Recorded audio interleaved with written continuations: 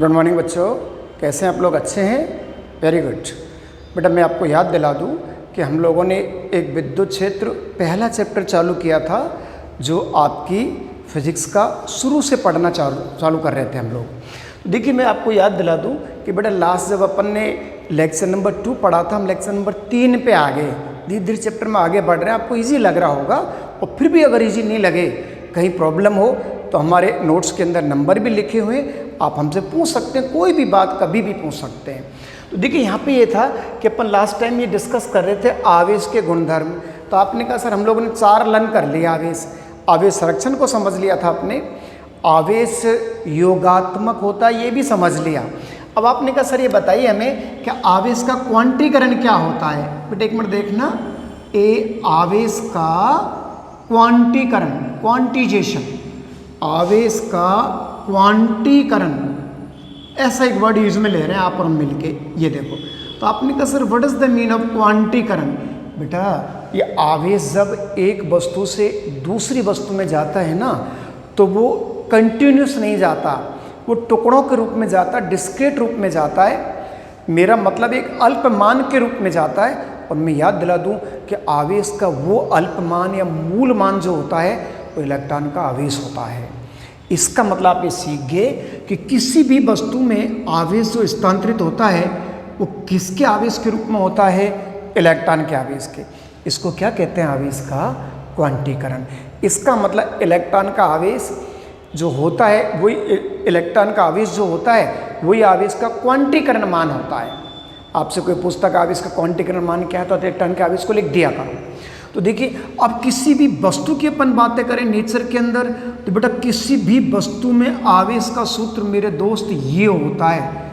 ध्यान से देखो, ये होता है बेटा, कोई भी वस्तु में आवेश का मान Q = क्या होता है? ±NE। एन का मतलब होता है इलेक्ट्रॉन संख्या, याद है आपको? Very good. एन क्या है भैया? इलेक्ट्रॉन संख्या। और ई को क्या बोलते हैं आप? इलेक्ट्रॉन का आवेश। और आपको धीरे धीरे लर्न करना है कि इलेक्ट्रॉन का आवेश की वैल्यू ये होती है। अरे यही तो आवेश का क्वांटम मान होता है। मात्र क्या लिखते हैं आप? इसका कूलम लिखते हैं। तो देखिए यहाँ पे ये आ रहा है और इसका इफेक्टिव वैल्यू होता है वो क्या होता है बताओ? नेगेटिव। तो बेटा मैं ये कहना चाह रहा था कि किसी भी वस्तु में आवेश का नेट मान होता है वो Q ± NE के बराबर होता है। यस, नेगेटिव भी हो सकता है, पॉजिटिव भी हो सकता है, जीरो भी हो सकता है। तो देखिए यहाँ पे वस्तु का आवेश, इस पूरी प्रक्रिया को क्या कहते हैं बताओ? आवेश का क्वांटीकरण। अब एक मैं थोड़ा सा आपसे वर्ड यूज में लूँगा कि देखिए आप लोग केमिस्ट्री में पढ़ा होगा मिलीकन का तेल बूंद प्रयोग।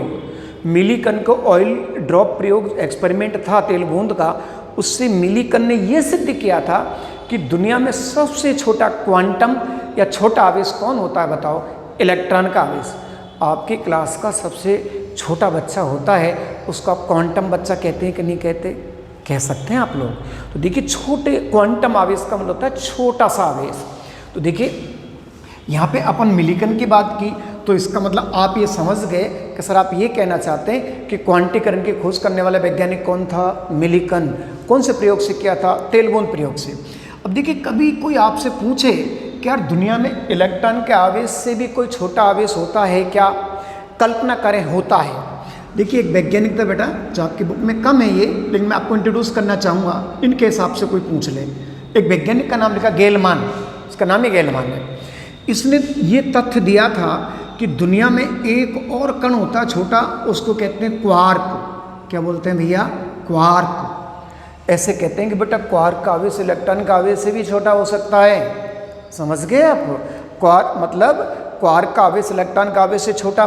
तो इस क्वार्क जो कण होता है इससे अपन प्रोटॉन की और न्यूट्रॉन की संरचना का अध्ययन कर सकते हैं और सफल भी हो गए थे, क्योंकि प्रोटॉन धनावेशित होता है, क्वार्क की स्टडी से पता चला। न्यूट्रॉन निरावेशित होता है, क्वार्क से पता चला।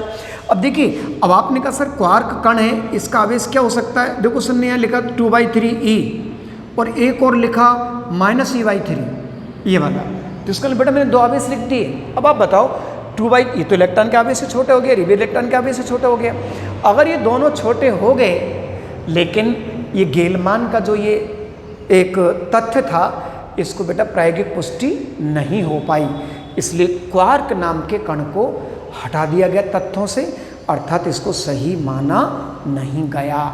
तो आप ये जरूर याद रखो कि क्वार्क इलेक्ट्रॉन के आवेश से छोटा कण होता है, बट इसकी कोई प्रायोगिक पुष्टि नहीं होने के कारण इसके स्टडी को अपन क्लोज कर दिया और त्याग दिया गया, सत्यता नहीं थी इसकी। तो देखिए ये आपका थर्ड वाला टॉपिक था, आवेश का क्या, क्वांटीकरण। बेटा हम आवेश के गुणधर्म सीख रहे हैं, लास्ट एक और सीखना है। आवेश निश्चर होता है, तो आपने कहा सर ये क्या वर्ड होता है निश्चर? बेटा एक मिनट देखना क्या होता है निश्चर। चौथा गुणधर्म लिखा था आपने कि आवेश क्या होता है, निश्चर। चले अपन थोड़ा सा वॉच इट, पर ध्यान दो। एक बेटा कोई आवेश होता है ना, आवेश का मान उसके वेग पर निर्भर नहीं करता है। आपने कहा सर हम समझे नहीं, क्या कहना चाह रहे हैं? अरे भैया एक आवेश स्थिर है, ये देखो, और एक स्थिर आवेश का वेग है, ये देखो। एक आवेश कैसा है बताओ, स्थिर, यस, और एक आवेश कैसा है बताओ, गतिशील, ये लो। इसका मतलब हो गया चाहे स्थिर आवेश हो या गतिशील आवेश हो, यस, दोनों का वेलोसिटी, ये दोनों का आवेश का मान बराबर रहता है। उसका क्यू लिख सकते हैं यहाँ पे, we can write Q, yes. इसका मतलब हो गया कि जो आवेश का मान होता है वो आवेश का मान जो होता है वो वेग पर निर्भर नहीं करता है। बेटा इस तथ्य को अपन क्या बोलते हैं बताओ, निश्चर, अर्थात आवेश का मान निश्चर होता है। तो इस तरह आपने कितने गुणधर्म पढ़े बताओ, 4। तो देखिए 4 गुणधर्म में अपन ने ये स्टडी किया था, मैं आपको थोड़ा सा रिपीट करूं वापस, 1 2 3 4। देखिए 1 2 3 4 में अपन ने क्या स्टडी किया। पहला क्या था बताना, आवेश संरक्षित रहता है। दूसरा क्या था, आवेश योगात्मक होता है अर्थात जुड़ता है। तीसरा क्या था, आवेश क्वांटीकृत होता है, ये अच्छा टॉपिक था थोड़ा सा। और एक आपने छोटा सा एक और सीख लिया कि आवेश निश्चर होता है, अर्थात उसकी वैल्यू वेग पे डिपेंड नहीं करती है। तो देखिए अब यहाँ पे अपन थोड़ा सा आगे चलेंगे। मैं आपको याद दिला दूँ कि बेटा अभी तक अपन लोग थ्योरेटिकल चीज़ें सीख रहे थे, थोड़ा हो सकता है कि आप लोग बोर हुए हों। अब हम आगे चैप्टर में चलेंगे जो आपको बहुत अच्छा लगेगा। ये देखिए पहले चैप्टर की आप स्टडी कर रहे हैं, ये देखो। तो मैं अब आपको एक नए नियम से मिलाना चाहूँगा बेटा, इसको ये स्थिर विद्युत का कूलाम नियम, विद्युत का कूलाम नियम पढ़ने जा रहे हैं आप, yes, coulombs law of electrostatics. ये देखो काहे का नियम सीखने वाले हैं आप बताओ जल्दी, कूलाम का नियम। तो पहले तो आप ध्यान से सुन लो कि बेटे कूलाम का नियम 2 स्थिर विद्युत आवेशों के लिए वैलिड होता है। आपने कहा सर हम नहीं समझे। अरे भाई ये नियम केवल 2 स्थिर आवेशों के लिए, 2 बिंदु आवेशों के लिए ही वैध है, 3 और 1 के लिए नहीं है। तो आपने पहली लाइन ये सीखी कि यह नियम 2 बिंदु स्थिर आवेशों के लिए लागू होता है। अब बेटा ये 2 आवेश लिए सर ने देख रहे हैं आप, नाम दे दें अपन इनका, एक का नाम Q1 है, दूसरे का नाम Q2 है। बड़े प्यार से देखो आप, इनके बीच की दूरी क्या मान लिया आपने, R। डेफिनेट है दोनों धनावेश है तो प्रतिकर्षण होगा, एक धन एक ऋण होगा तो आकर्षण। इसका मतलब ये स्थिर कूलाम का नियम धन और ऋण दोनों आवेशों के लिए वैध होता है। अब आपने कहा सर नियम तो बताओ इसका। बेटा इसका नियम ये होता है कि 2 स्थिर बिंदु धनावेशों पर या 2 स्थिर आवेशों के मध्य लगने वाला विद्युत बल आवेशों के परिमाण के गुणनफल के समानुपाती। सर ने बोला आवेशों के परिमाण के गुणनफल के समानुपाती तथा आवेशों के मध्य की दूरी के वर्ग के व्युत्क्रमानुपाती होता है। आवेशों के मध्य की दूरी के वर्ग के व्युत्क्रमानुपाती होता है। इसका मतलब दूरी बढ़ेगी तो बल घटेगा और आवेश बढ़ेंगे तो बल बढ़ेगा। बेटा ये तो मतलब हो गया इसका। तो आपका इस नियम को तो अपन कहते हैं कूलाम का नियम, और इस बल का नाम क्या हो गया, विद्युत बल। तो बेटे कूलाम का नियम कितने आवेशों के लिए वैध होता है, 2 आवेशों के लिए, दोनों आवेश स्थिर आवेश होनी चाहिए। अब बताओ समीकरण 1 और 2 को मिलाते हैं अपन, 1 व 2 से यूँ कह देते हैं आपकी भाषा में 1 व 2 को मिलाने पर चलेगा। बेटा चले अपन थोड़ा थोड़ा, ये देखो ऊपर कौन है, Q1 Q2 देख रहे हैं आपको, नीचे कौन आएगा बताओ, R²। अरे देखो ना यार, रिलैक्स। बेटा समानुपाती को हटा दूँ मैं, हट गया, ये लो कौन सा कांस्टेंट लगाया, K, Q1 Q2 upon are square. अब अच्छा बताओ, अरे इस के का नाम हो गया समानुपाती स्थिरांक, स्थिर वैद्युत स्थिरांक, क्योंकि स्थिर विद्युतिकी की पढ़ाई कर रहे हैं आप। मैं आपको याद दिला दूं कि बेटा यूनिट तो पहले ही पढ़ रहे हैं, उसमें 4 चैप्टर होते हैं, 1 2 3 4, और वो 7 नंबर के हैं, और उसका पहला चैप्टर पढ़ रहे हैं आप। अब बेटा इस के का नाम हो गया स्थिर विद्युत स्थिरांक। के का फिक्स प्रायोगिक मान होता है, यस। के की प्रैक्टिकल वैल्यू होती है, और के को हम यूँ लिखते हैं, देखो क्या लिखा आपने, 1/4 पाई एप्सिलॉन 0। और ये भैया इसका नाम क्या है, देखो मैं हिंदी में लिखूं, एप्सिलॉन, एप्सिलॉन, दिस द नाम। एक ग्रीक वर्ड होता है, आगे नॉट लगा दें, epsilon not, this is the symbol. Greek भाषा का वर्ड है, सुंदर वर्ड होते हैं ग्रीक भाषा के, तो एप्सिलॉन नॉट। तो आपने कहा सर ये एप्सिलॉन नॉट को यहाँ रख दें तो बिल्कुल चलेगा, चलेगा। ये देखो Q1 Q2 डिवाइडेड बाई, बोलो 4 पाई एप्सिलॉन नॉट इंटू कौन आ गया, आर स्क्वायर। इनक्लोज कर दें अपन, बेटा दोनों एक ही तो है ये बात। अरे के का मान होता 1/4 पाई एप्सिलॉन नॉट, ऐसा लन कर सकते हैं ना आप। तो ये तो किसका फॉर्मूला निकाल लिया, विद्युत बल का।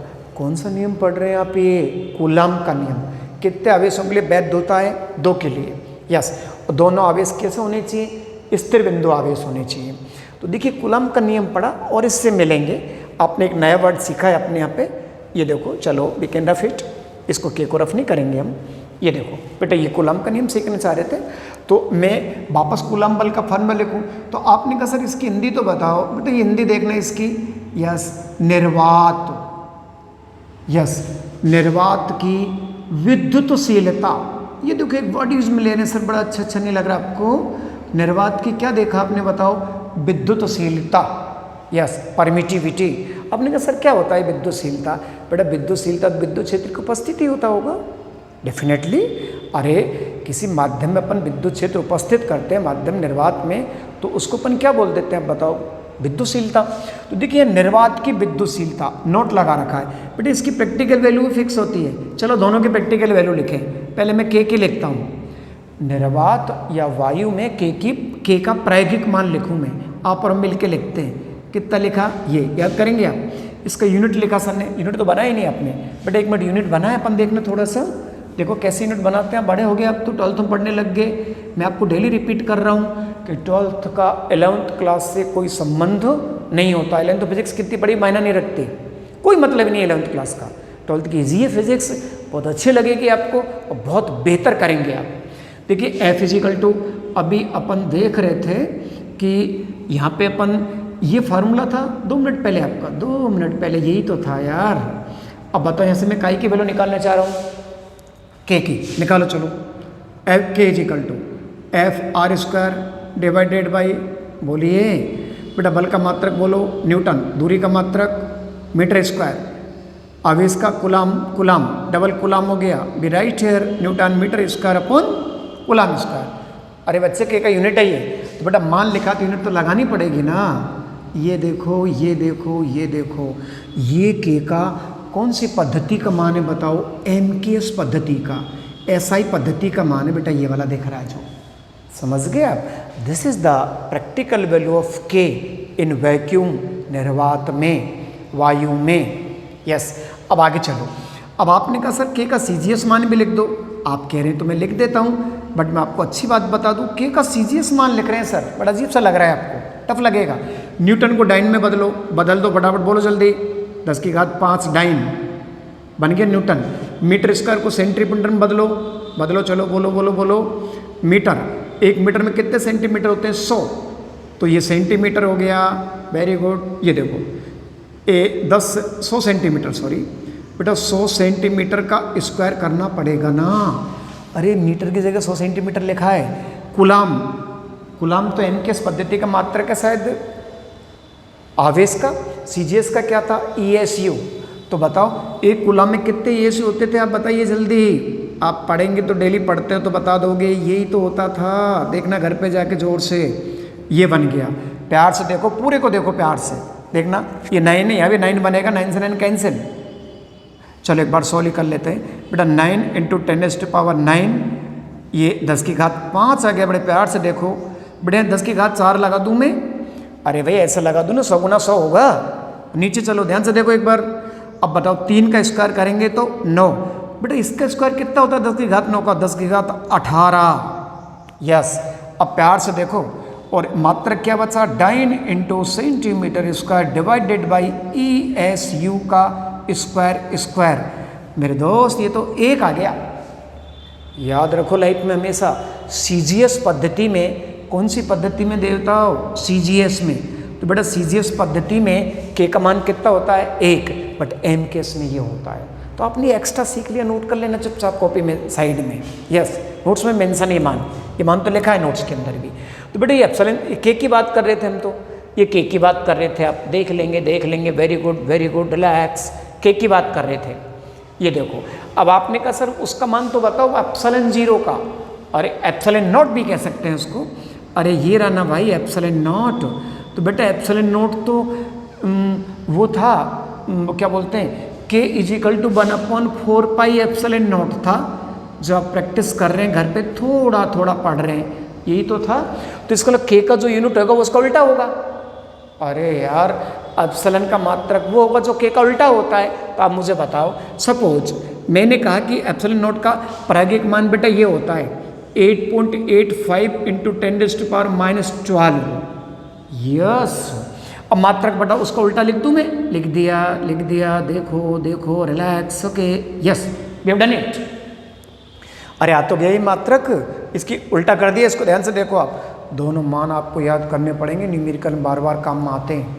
यस, तो कूलाम नियम पढ़ा, कूलाम नियम से कूलाम बल का सूत्र सीखा, और सूत्र सीख के दोनों के मान सीख गए आप। एक बच्चे ने कहा कि सर हम बड़े हो गए, माना कि 12th में आ गए, बेटे इसकी बेमा लिख लें अपन, 1 मिनट खेल के बेमा लिख दें। अभी लिखने वाले हम, बस चलो बेटा याद रखो, बेमा नहीं आती तो भी टेंशन नहीं लेना। यस, माने कि 12th में आजकल बेमा आ जाती है कभी कभी, बट आपको एक ही दिन में सीख लेंगे अपन बेमा, तो कतई टफ नहीं होती है, बट फिर भी कुछ बच्चों को नहीं आती, वो देख लें। तो देखिए बेमा तो आप अपने आप भी बना सकते हैं, अरे भाई इससे ही तो बेमा बनाते मात्रक से। चलो बताओ कूलाम की बेमा कैसे बनाएंगे आप, Q = I/T, बोलो भैया। अब I की बेमा क्या होगी A, और टाइम की क्या होगी T, दोनों के 1 लगाओ, स्क्वायर कर दो, वेरी गुड रिलैक्स। न्यूटन की बेमा वो होती है जो बल की होती है, याद होनी चाहिए यार, बल की तो M1 L1 T-2, बोलो भैया। M2 की बेमा क्या होगी भैया L2, अरे M4 मीटर मीन्स लंबाई, बन गए प्लाट साहब, बन गए अपन, देखो 1 मिनट, A2 T2, ओ भैया A2 T2 आ गया यहाँ पे, divided by nothing change, M1 L1 T-2 L2। बेटे इसको सेट करना आता है आपको।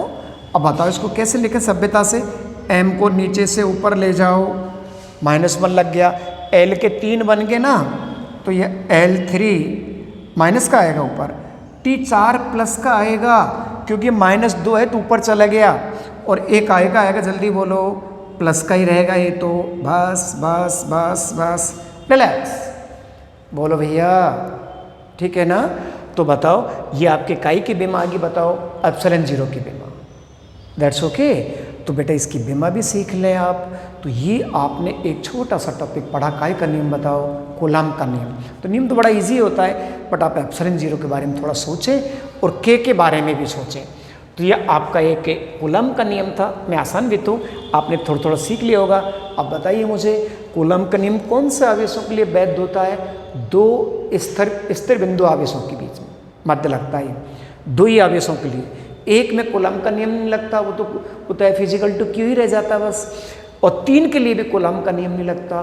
कूलाम का नियम केवल 2 स्थिर बिंदु आवेशों के लिए ही वैध होता है। आप अच्छे से लर्न कर लें। चलो अपन और थोड़ा सा आगे चलें, बेटा एक नया वर्ड सीखेंगे आज थोड़ा सा, बस इसको भी देखेंगे। आपने कहा सर क्या लिख दिया आपने, ये अच्छा सा लिख दिया, और ये तो बोर्ड में भी आया था इस साल, यस 2020 के पेपर में भी परिभाषा आई थी, परावैद्युतांक किसे कहते हैं, बिल्कुल आई थी, ये वाली छोटी सी परिभाषा आई थी RBSC में, यस। तो बताओ बेटा मैंने एक वर्ड लिखा परावैद्युतांक, बड़ा अच्छा नहीं लग रहा है, आपने कहा सर इसको अच्छा लगाओ, लगाएंगे। डाई इलेक्ट्रिक, क्या बोलते हैं इसको भाई, डाई इलेक्ट्रिक। बट इसके एक और नाम होता है आपेक्षिक विद्युतशीलता। देखो मैं धीरे धीरे लिखूं, आपेक्षिक विद्युतशीलता, इंग्लिश में कहते हैं रिलेटिव परमिटिविटी, रिलेटिव परमिटिविटी, विद्युतशीलता, ऐसे ऐसे बोलते हैं भैया इसको। बस बस, अच्छा लग रहा है, अच्छा लग रहा है, रिलैक्स। ये देखो, तो बेटा इसके कितने नाम हो गए बताओ? दो। पहला नाम हो गया पराविद्युतांक, दूसरा नाम क्या हो गया? आपेक्षिक विद्युतशीलता। मिला इससे अपन। बेटा मैं आपसे बात करूं, अब मुझे बताओ, परिभाषा तो बाद में सीखेंगे, पहले खेलें इसके साथ। अब बताओ, दो आवेश जब निर्वात या हवा में रखे होते हैं तो उनके बीच में कितना बल लगता है? आपने कहा सर फॉर्मूला लिखो, लिखता हूँ, देखना थोड़ा थोड़ा, रिलैक्स। ये क्या हो गया माय डियर? अरे अभी पढ़ा था 2 मिनट पहले, ये एप्सिलॉन 0 है, तो निर्वात वायु में तो ये लगाओगे ना। आवेश कहाँ रखें दोनों आवेश, बताओ जल्दी? निर्वात में। दो आवेश कहाँ रखें भैया? निर्वात में। इधर देखें अपन, तो आप यहाँ निर्वात लिख सकते हैं कि दोनों आवेश निर्वात में। अगर ये दोनों आवेशों को मैं कहाँ रख दूँ बच्चे? माध्यम में। यस, इसका मतलब होता है कि दोनों आवेशों के बीच में कोई पदार्थ रख दूं। तो बेटा ध्यान से देखना, थोड़ा सा चेंज कर दिया फार्मूले को, देखते रहें आप। वेरी गुड, रिलैक्स, बस बस बस। ये देखो, फिर खेल लिए अपन। अरे यार, एप्सिलॉन 0 की जगह एप्सिलॉन लिख दिया, तो एप्सिलॉन काई की विद्युतशीलता होगी? माध्यम की। अरे एप्सिलॉन काई की विद्युतशीलता होगी? माध्यम की। आप समझ लेंगे ना बेटा, मैंने समीकरण 1 में 2 का भाग दे दिया। ये देखो छोटी सी परिभाषा बनेगी, इस साल बोर्ड में भी आ चुकी हो। तो F निर्वात बटा F माध्यम, देखना भैया जी। अब बताओ ध्यान से देखो, सब कुछ कट गया, सब कुछ कट गया, केवल ये बचा, बस रिलैक्स। बताओ ये बचा ना? अरे देवताओं, ये तो कट गया ना, ये इससे कट रहा है, ये इससे कट रहा है, ये इससे कट रहा है, यही बचा। तो आपने कहा सर इसका रेशियो बचा, ये तो कुछ रेशियो बचने दो। अरे भाई इसी को एप्सिलॉन आर कहते हैं, पराविद्युतांक, यही पराविद्युतांक है। बेटा इसको के से भी डिनोट करते हैं, वो कांस्टेंट वाला के नहीं, ये अलग सिंबल है इसका। अरे दूसरा सिंबल है भाई। तो इसका मतलब हो गया कि पराविद्युतांक को अपन के से भी डिनोट कर देते हैं और एप्सिलॉन आर से भी कर देते हैं। माय डियर, दोनों को याद करो यार, दोनों सिंबल का, ये निर्वात है और नीचे कौन है बताओ जल्दी? माध्यम। अब वो, और ध्यान से देखो बेटा, ये भी बल है, ये भी बल है, तो यार बल बटा बल, इसका मतलब इसका क्या नहीं होता है? मात्रक, मात्रकहीन होता है। कभी एग्जाम पूछ ले आपसे एग्जामिनर कि आपेक्षिक विद्युतशीलता पराविद्युतांक का मात्रक बनाओ, सोच लेना हमें पागल बना रहा है वो, क्योंकि इसका तो मात्रक हो ना, धीरे से तो मात्रक ही नहीं। यस, तो ये संकेत क्या है? एप्सिलॉन आर, और संकेत क्या है? के। दो संकेत है। तो आपने कहा सर इसकी परिभाषा क्या बोली आपने? अरे दो आवेशों में निर्वात में लगने वाला बल और माध्यम में लगने वाले बलों का अनुपात क्या कहलाता है? पराविद्युतांक। ये परिभाषा लिखनी थी आपके एग्जाम, छोटी सी बस। तो आपने कहा सर ये पराविद्युतांक की वैल्यू क्या होती है? बेटा एक बात बताऊं मैं आपको, ए वायु ले लें, तो वायु हो और ये निर्वात हो, बच्चे ध्यान देना, इनमें अगर दो आवेश रखें तो ध्यान से देखना पराविद्युतांक की वैल्यू क्या होती है? 1। इसलिए हम बोल रहे हैं वायु निर्वात, वायु निर्वात। वायु और निर्वात में पराविद्युतांक की वैल्यू क्या होती है माय डियर? 1। अब आप ध्यान दो, एक बच्चे ने कहा कि सर शुद्ध पानी, अरे शुद्ध पानी अपन घर पे पीते हो, शुद्ध पानी थोड़ी होता है यार, मैं डिस्टिल वाटर की बात कर रहा हूँ। यस, आप नहीं पीते वो, ये देखो आरओ के पानी को शुद्ध पानी थोड़ी कहते हैं, आरओ के पानी में तो खूब सारे मिनरल्स होते हैं। तो मैं ही कह रहा था शुद्ध पानी, बेटा शुद्ध पानी का पराविद्युतांक 80 और 81 के आसपास होता है, क्योंकि टेम्परेचर पे डिपेंड करता है।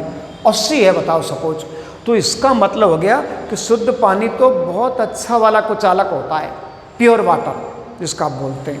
तो सबके सब पदार्थों के लिए पराविद्युतांक का मान अलग अलग होता है। लेकिन ये जरूर याद रखना कि जो धातु होते हैं, धातु का मतलब चालक पदार्थ होते हैं, बेटा चालक पदार्थों के लिए पराविद्युतांक का मान अनंत होता है। एक इम्पोर्टेंट बात है, चालक पदार्थ कौन होते हैं? सोना, चांदी, तांबा, लोहा, यू नो वेरी वेल, इनके सबके लिए पराविद्युतांक क्या होता है? अनंत। अपने कैसे थोड़ा सा बता दो क्यों होता है, माने कि आगे चैप्टर में पढ़ेंगे थर्ड में अपन, और थोड़ा सा मैं बता दूं क्योंकि धातुओं को जब आवेशित करते हैं, विद्युत क्षेत्र में रखते हैं, तो उसके अंदर विद्युत क्षेत्र 0 हो जाता है। तो जब विद्युत क्षेत्र अंदर 0 होगा तो उसका पराविद्युतांक कितना हो जाएगा? अनंत। इसे याद कर लेंगे आप, जोर से याद कर लेंगे, मैं विश्वास है मुझे। तो बेटा फिर मैं बता दूं कि पराविद्युतांक की परिभाषा क्या थी। परिभाषा तो ये रही, छोटी सी परिभाषा, मात्र क्या है ये परिभाषा? निर्वात पर लगने वाला बल व माध्यम पर लगने वाले बल का अनुपात क्या कहलाता है बताओ? पराविद्युतांक। बेटा यही पराविद्युतांक कहलाता है। तो एक छोटा सा टॉपिक पढ़ा आपने पराविद्युतांक में, आसान भी तो आपको आया होगा, डेफिनेटली आया होगा। ये देखो आपने फार्मूला बनाया था ये, यस। अब आपने कहा सर ये फार्मूला बनाया, ये देखो ये फार्मूला हमने बनाया था ऐसे, बिल्कुल ये वाला। बेटा इसको मैं एक बार थोड़ा सा देख लूँ। तो आपने कहा सर एक नोट की बात करूँ मैं आपसे, एक अच्छी वाली बात, 2 आवेश निर्वात में रखें, फिर 2 आवेश माध्यम में रखें, इन दोनों का अनुपात ये होता है जिसको आप के भी कह देते हैं, जिसको आप एप्सिलॉन आर भी कह देते हैं, यस। आपने कहा सर ये इससे क्या मतलब हुआ? तो बहुत अच्छी बात सिखा रहे हैं सर, छोटी सी बात, माध्यम इजिकल टू एफ निर्वात, बच्चे देख रहे हैं आप, डिवाइडेड बाई के। अरे यार क्रॉस मल्टीप्लाई करके देखो ना, अर्क नहीं आ रहा, ये आएगा ना। चलो अब मुझे बताओ, आपने कहा सर इसके न्यूमेरिकल कैसे आते हैं? मैं आपको सीट दूंगा, उसमें न्यूमेरिकल भी होंगे लास्ट वाले पेज में, यस। अपने आप करेंगे आप, सब सॉल्व भी हो रहे हैं वैसे। अब बताओ इसमें, इसका मतलब है कि मैं एक खेल बताऊंगा आपको। एक प्रोटॉन है, ये दूसरा प्रोटॉन है, ये दोनों निर्वात में रखे हैं। देख किसको समझ आता है अच्छे बच्चों को? और जब ये निर्वात में रखे तो इनमें 20 न्यूटन का बल लग रहा है। अरे न्यूमेरिकल बन गया ना, 2 प्रोटॉन निर्वात में निर्वात में रखे हैं जिनके मध्य कितना बल लग रहा है? तो इसका मतलब ये निर्वात का बल है ये तो बच्चों यदि इन दोनों प्रोटॉनों के बीच में कोई अभ्रक की प्लेट रख दें, काहे की प्लेट?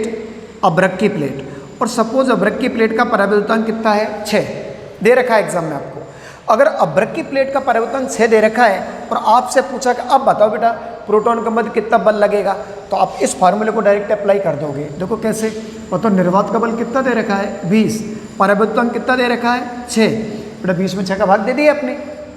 इसका मतलब हो गया कि जब 2 आवेशों के बीच में आप कोई पराविद्युत, आप कोई वस्तु रखते हैं या कोई पराविद्युत पदार्थ रखते हैं, तो बल के मान में क्या हो जाती है? कमी। बल के मान में क्या हो जाती है बेटा? कमी। तो इस फार्मूले का ये यूज में लेंगे अपन जब न्यूमेरिकल करेंगे तब, समझ गए आप? तो ये हमारा एक छोटा सा टॉपिक ये था कि पराविद्युतांक किसे कहते हैं, पराविद्युतांक का मात्रक क्या होता है। ये हमने आज सीख लिया कि पराविद्युतांक की डेफिनेशन अभी एग्जाम में आई थी, बिल्कुल बड़े अच्छे से आई थी। पराविद्युतांक की परिभाषा आपने याद की, कैसे याद की बताओ? निर्वात में 2 आवेशों के मध्य लगने वाला बल व माध्यम में 2 आवेशों के मध्य लगने वाले बल का अनुपात क्या कहलाता है? पराविद्युतांक। यू लर्न इट, आप कर सकते हैं इसको तैयार, बड़े अच्छे से तैयार कर सकते हैं। बेटा मैं एक बात और बता दूं आपको, थोड़ा सा आपसे मैं एक बात पूछ भी लूँ कि आपसे कोई पूछे कि सर एक परमाणु है हमारे पास और उस परमाणु में से इलेक्ट्रॉन निकल गया, तो आपको पता है धनावेश बनेगा? बिल्कुल बनेगा। और एक परमाणु में से इलेक्ट्रॉन जुड़ गया तो ऋणावेश बनेगा, ये भी आप जानते हैं, मुझे पता है अच्छे से, वेरी गुड। अब आपसे मैं पूछ रहा हूँ कि बच्चे इसका द्रव्यमान ज़्यादा है कि इसका द्रव्यमान ज़्यादा है? एक मैजिक क्वेश्चन। तो आप याद रखो मेरे दोस्त, ये ऋणावेश वाले का द्रव्यमान ज़्यादा होगा धनावेश से। तो आपने कहा सर ये क्या लॉजिक है, क्यों होगा बताओ? क्यों? क्योंकि यहाँ पे परमाणु में इलेक्ट्रॉन आके जुड़ गया। इलेक्ट्रॉन दुनिया का सबसे छोटा आवेश होता है, जिसका बच्चा आवेश और क्वांटम आवेश कहते हैं। इसका मतलब हो गया कि मैं बाहर जा रहा हूँ, शर्ट वो दरवाजे के इलेक्ट्रॉन मेरी शर्ट में चिपक गया, तो बॉस मेरा द्रव्यमान बढ़ गया, क्योंकि इलेक्ट्रॉन चिपका, इसको इलेक्ट्रॉन कनेक्टेड हो गया मेरे से। तो बेटा इलेक्ट्रॉन का द्रव्यमान कुछ तो होता ही है ना? अरे कुछ तो होता ही है भाई, 1.6 × 10⁻⁻19 होता है। तो इसका मतलब हो गया कि मेरे वजन में क्या होगी बताओ? वृद्धि। समझ गए आप? इसका मतलब आज के बाद ये सीख गया कि ऋणावेश में द्रव्यमान ज़्यादा होता है, धनावेश में द्रव्यमान कम होता है। हमेशा के लिए लर्न करेंगे आप, ओके? तो ये, और मैं आगे चलूँ बेटा कि ये अपना एक लेक्चर नंबर 3 था, और रेगुलर अपन आगे लेक्चर्स में मिलेंगे। बहुत धीरे धीरे चैप्टर के पढ़ेंगे। पहला चैप्टर है, इजी लगना चाहिए आपको, कोई प्रॉब्लम नहीं रहना चाहिए, क्योंकि हमारा सवाल है ये आपकी हमारी डिग्निटी का सवाल है। जब आप नवीन दास्तान पढ़ते हैं और यहीं अपन नहीं पढ़ पाए, आपको पता है कि हमारी स्ट्रेंथ के हिसाब से देख लो, आप व्यवहार के हिसाब से देख लो, स्ट्रेंथ में जब हम सबसे ज़्यादा कहीं ना हमारे पास कोई चीज़ है, तो आप कतई भी टेंशन नहीं लोगे फिजिक्स का 1% भी। शानदार सिलेबस होगा, शानदार हम पढ़ेंगे और रेगुलर क्लासें चलती रहेंगी आपकी, और आप धीरे धीरे आराम से पढ़ते रहो, हैप्पी रहो, बिल्कुल खुश रहो, हमेशा मस्त रहो। Thank you boss.